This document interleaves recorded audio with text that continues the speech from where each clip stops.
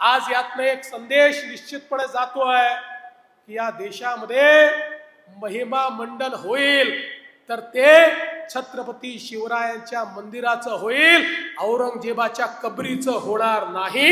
हे देखील या निमित्ताने लक्षात घेतलं पाहिजे।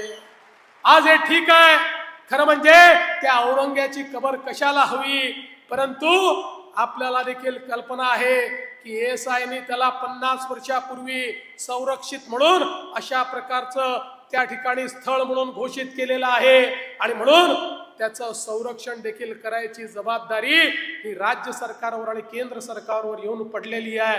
काय दुर्दैव आहे, ज्या औरंग्याने आमच्या हजारो लोकांना मारलं त्याच्याच कबरीचं संरक्षण आम्हाला करावं लागतं। पण एक वचन तुम्हाला निश्चितपणे देतो, काहीही झालं तरी या महाराष्ट्रामध्ये औरंगजेबाच्या कबरीचं महिमा मंडन होऊ देणार नाही, त्याचं उदात्तीकरण होऊ देणार नाही। त्याचं उदात्तीकरण करण्याचा कोणी प्रयत्न केला तर तो प्रयत्न त्याच ठिकाणी चिरडून टाकण्याचं काम या आम्ही केल्याशिवाय राहणार नाही।